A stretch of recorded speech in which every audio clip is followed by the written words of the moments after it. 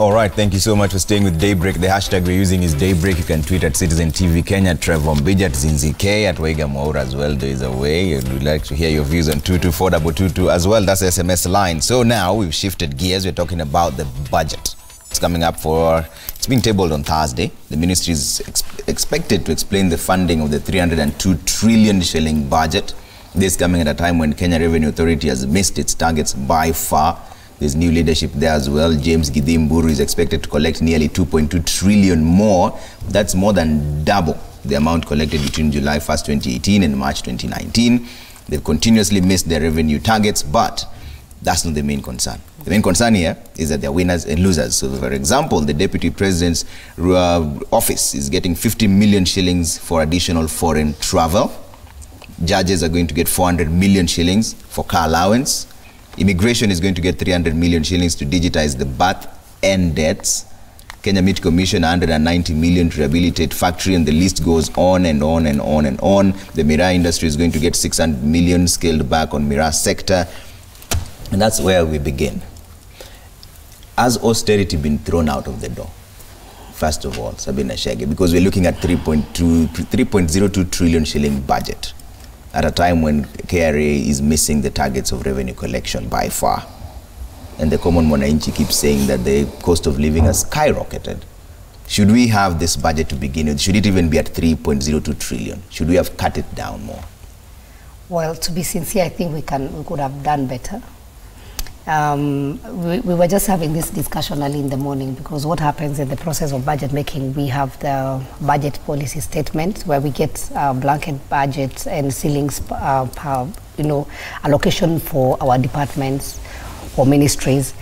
But when we unwrapped it, and I would want to speak on behalf of now the health budget, then you come to get the devil is the details. And we have gone through a lot of some of the figures that we saw. We did some of the recommendations. We spent an entire week with the ministry, and then we did our recommendation to the budget committee, but some of the things were taken into account, others were ignored. What were your recommendations? There are several. There were several recommendations, but if I talk about the health, one, there's a lot of money that is going to the counties, but still reflects as a national government budget. But number two, there's also a lot of donor funding, which is also reflected in the budget. But majority of this donor funding is not grants, they are loans. And the disclosure is not done earlier. So you find out maybe next year, then you'll find another budget item saying we are paying this loan. And it came as donor funding. And I think there's a lot of commitment that we are doing as a country and taking a lot of money from our side, and that money might not be necessary. Now that we are implementing the UHC, every other country that needs to, make profit in their money, they're coming to Kenya and saying we want to support UHC in whatever way, and it has to be systematic. It has to be something that is demand driven, not because somebody has given you money, then we say we are taking it up. I think this budget can come down, and then we need to reconsider our uptake and our appetite for the loans. Mm-hmm. Did you, in the recommendations, did you see places where we could cut down? Yeah, we did, and it's allotted, as I said. I might not be able to discuss it now, but even from my own ministry, there's a lot that we need to do, and I am very sure this is a reflection of also other ministries where we are overcommitting ourselves. Sometimes when this money comes, we are not able to say, and I think it's a problem within the Treasury. We need to relook at the people who are at the Treasury, and also the officers who are committing the government. Because sometimes if somebody comes and say, hey, look, I have 500 million to support UHC, then the big question is, for what purpose? Do I need it now? Is it urgent? Or what are my priorities? Yeah. So we just don't say, yes, come, because we're implementing UHC. We need to be a bit careful on how we are committing. Yes, right. We need to be a bit careful. Honorable Shollei? I think what we should be looking at, and I think, okay, this is probably a good start on putting highlights on the budget, but what would have been useful is when you look at the budget according to the thematic areas, so that you're able to ask ourselves, Kenya is, I think they say 60% of our GDP is supported by agriculture. So we should be looking at the thematic area of agriculture and asking ourselves, have we put things in place there? Has money been invested? Because we should look at it as an investment that will spur growth in the agriculture sector, which will then enhance food security and at the same time growing the economy, because that is what we want to go at the end of the day. So when we shouldn't necessarily look at the top of what the total figure of the budget is what we are putting into the budget. How much growth will it spur in the country? If it's manufacturing, which money have we put in manufacturing that will grow manufacturing, that will then create jobs, yeah, and it will then boost our economy? And you've just read my mind. That issue of manufacturing, it's one of President Kenyatta's big four agenda, but manufacturing in Kenya is dead. So how do we even begin to revive it? Perhaps it could even be an alternative to this budget that we're doing. I mean, or rather the loans that we have to take, if we can get our manufacturing correct. I mean, I've been privileged to attend a meeting where the president was meeting together with business people in manufacturing. And some of the things they raised is they said, help us with the cost of power. Then we can employ more people and we can produce more. In other places, because they said it doesn't make economic sense to manufacture in Kenya at the cost of power. Yeah. Others, they were talking about it, is the delays in their VAT refunds, where a company is saying, I could hire 700 more people and I could expand my operations, but if you're going to hang on to my 2.2 billion shillings for a year or two, it becomes difficult for me to grow. So it's in terms of saying, have we put money to streamline some of those concerns to spur growth? If you look at, when you think about local manufacturing, there's many, I know there was a time when we said that all furniture in government offices should be procured by locally made, you know, by our Juakali artisans and so on. Are we putting money to create more sheds for our Juakali artisans to operate, machines in a big shed where they can use and improve the quality so that they can be able to sell locally? You know, so we've got, it's as Sabina says, the devil is in the details. So it's about looking, and I'm happy that I see more conversation about the budget in Kenya now than there ever has been. I've also seen the budget making process in Parliament this time, and I look at it from the time when I was in the public service, there's a lot of improvement, because I've seen the committees, because the budget is taken to the various relevant committees. So if it's trade, it goes to trade. If it's education, it goes to education. If it's health, it goes to health. And they go and make their presentations. The ministries will go and make their presentations to those committees. It is at that time that the details are looked at. And I think if that continues, I think there can be an improvement in the way we undertake our budget. And I'll talk about the agriculture sector as an example. The title was food security. Yeah, agriculture and food security. But then if you look, the emphasis, there's money there for MIRA revitalization program. There's money for payment to debt to sugarcane farmers. I think there was a amount for fish landing sites and then dam construction. The question we have to ask ourselves when we're talking about food security is to be able for each of us to produce food to feed ourselves to start with, then we move to the next set. So again, we can't confuse, MIRA is not a food crop. You know, it is a cash crop. Right. But we need to tell ourselves, when the cash is indeed produced, how does that translate to food security? So there needs to be more engagement, and I've seen there is more engagement going forward. And I do hope, and I've been telling a lot of people, I did mention to my governor that yes, the budget has been, is at a long way gone, but it is possible during supplementary for them to be able to bring in submissions on how to ensure that certain critical sectors that can grow our economy have been put in place. Allow me to take you just a little bit back with the issue of manufacturing, and you've given us a fantastic example of agriculture and how those two can complement each other. But from where you stand as woman rep from your county, what do you think is dragging the reviving of manufacturing in Kenya? A healthy manufacturing industry equals a healthy GDP for a country, like you're saying, employment is there. From where you stand, what is dragging the revival of manufacturing? Is it the politics in this nation, or is it funding?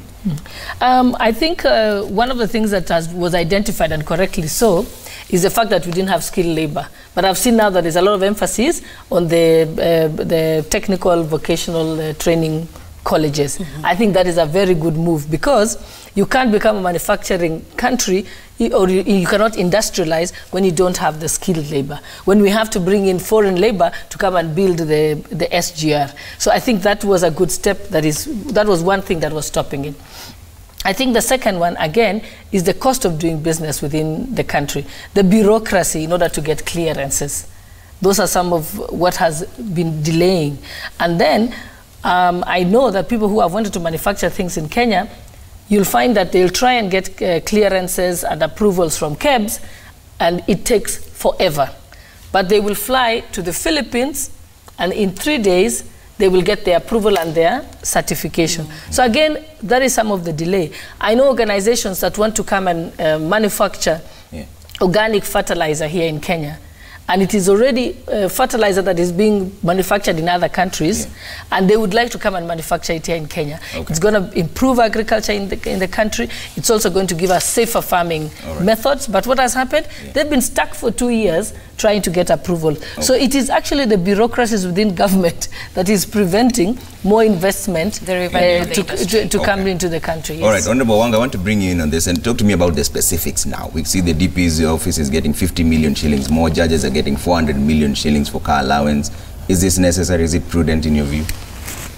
Well, I think this has to be taken within some context, because I think because the budget is a very, very big document. There are many, many sectors. The budget process is a long process, starting from the BPA, the budget policy statement that we received on 15th of February that we've been looking at until now. We got to the, so if we just pick out a few, like I'm sure there are many things in that office apart from just that 50 million foreign travel, or the car allowance for the judges and so on and so forth. So if we just pick out a few things, we might lose the context of the conversation and just go after maybe a 50 million here, and out of a 3 trillion budget, really, then we'll be splitting hairs and not focusing on the real issues. I even usually am surprised when people focus on the budget of Parliament, say, too much. And I've said here before, when you focus on the budget of Parliament, which is maybe it's that, I don't know, maybe this time it's 40 billion, maybe it's 38 billion.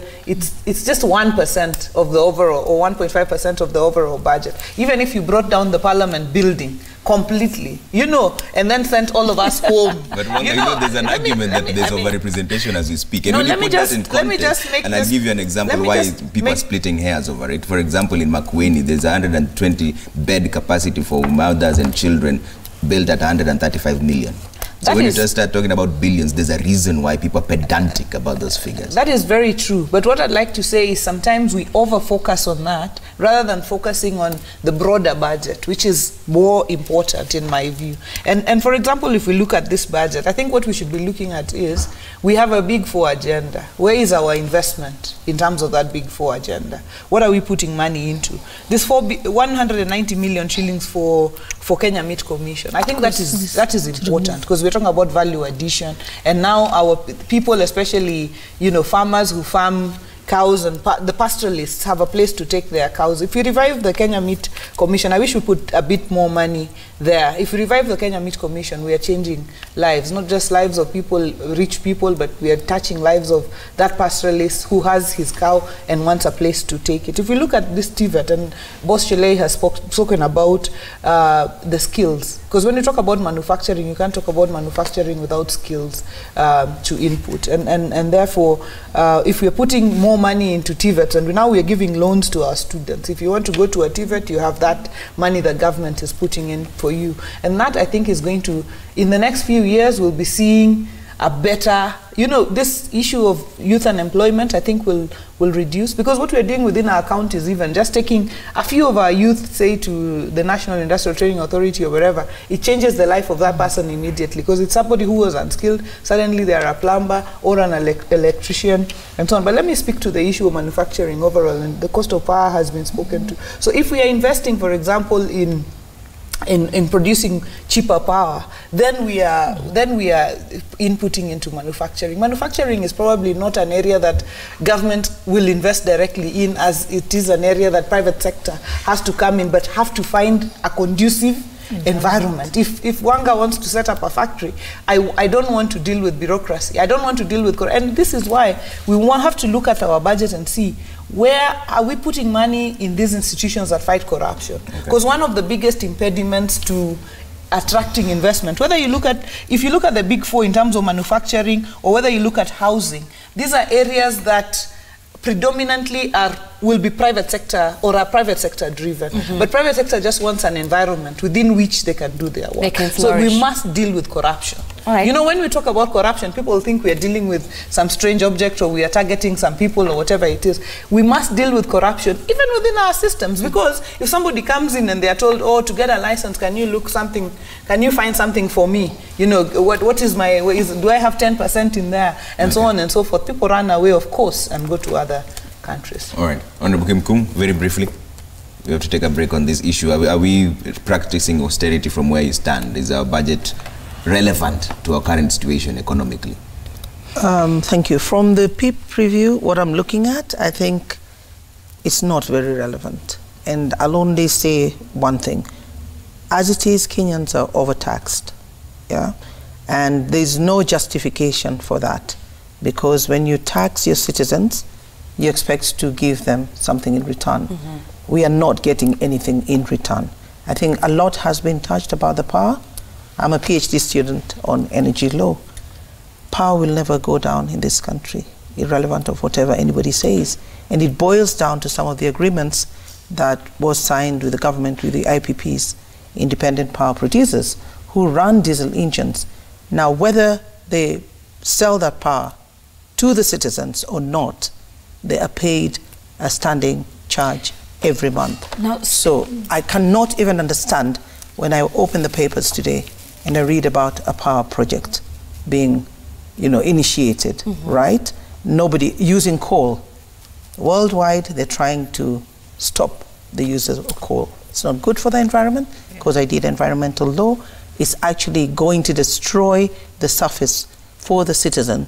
They may not even be able to grow anything on that land. And speaking of projects, there are a number of controversial projects that are still getting funding, even from this 3 trillion budget. The gov't technology is going to be one of the biggest beneficiaries, 5.4 billion, a project that was starting during Mwai Kibaki's time. Yes, the gov't I was going to raise that. A project that has also had a few hiccups here and there that has stalled. So why are we putting back so much funding in projects that are controversial, in projects that are delaying? That is why I'm saying this. When you look at this preview, you ask yourself a lot of questions. I would say this money that's going to cancer should go to hospitals. There are so many Kenyans dying of cancer all of a sudden.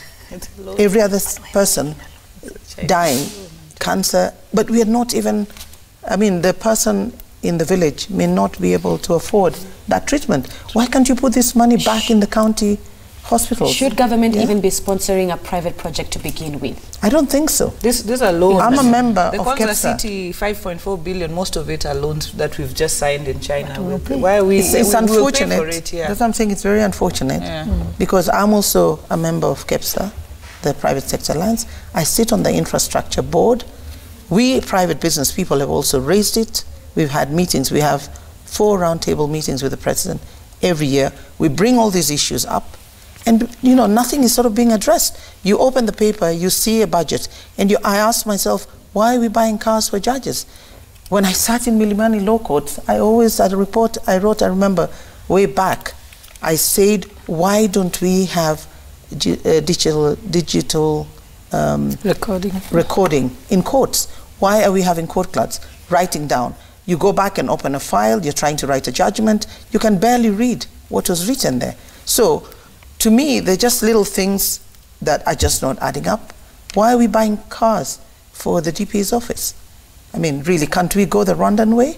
It has worked in Rwanda, which is just next door, a very, very small country. Kenya got independence 50 years plus, and we are still lagging behind. Other people who came up the other day have moved so much ahead of us. And we ask ourselves why, and yet we can bring back the glory that we already had. But it's all wrong decisions. I look at KMC, Kenya Meat Commission, it's obsolete. Bring in new machinery, it's half the price, probably. Introduce it in every county. Why would somebody walk with their goats from Marsabit to come and get it slaughtered in Nairobi? Why would I bring my cows from Kitale, come and slaughter it? It doesn't make sense at all.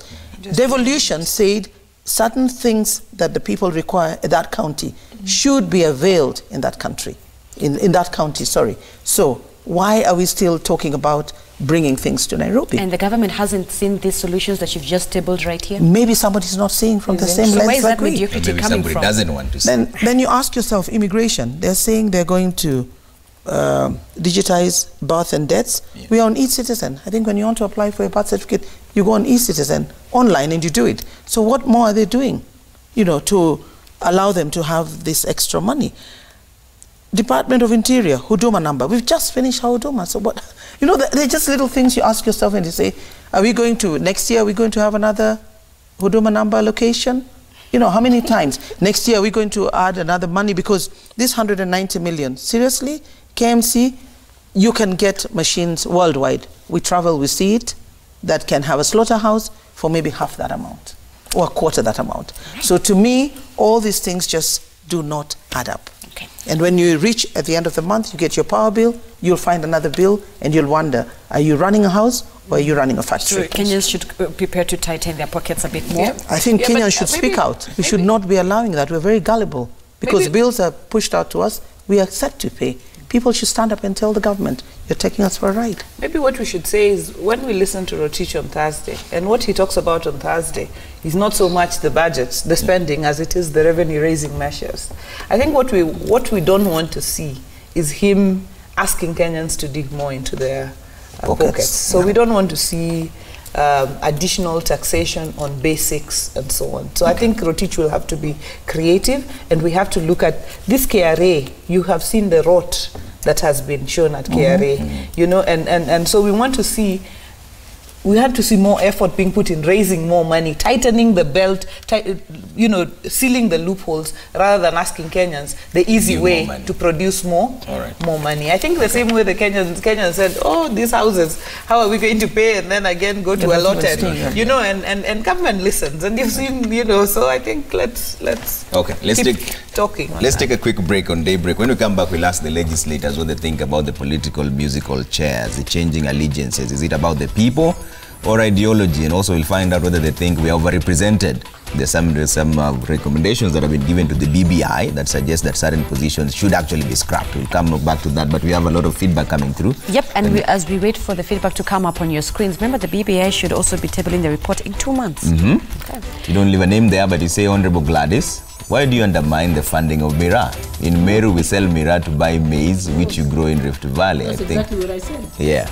Will it enable them secure food? And you see the Mira funding is actually being reduced. We put $1 billion. Okay. So now they're reducing it to 600 million. All right. So it's not being undermined. All right. Lazaro on Twitter, you say increasing budget for luxurious trips while decreasing budget for health, security and education is mockery to Kenyans. Nations trying to live beyond its means with the borrowed money.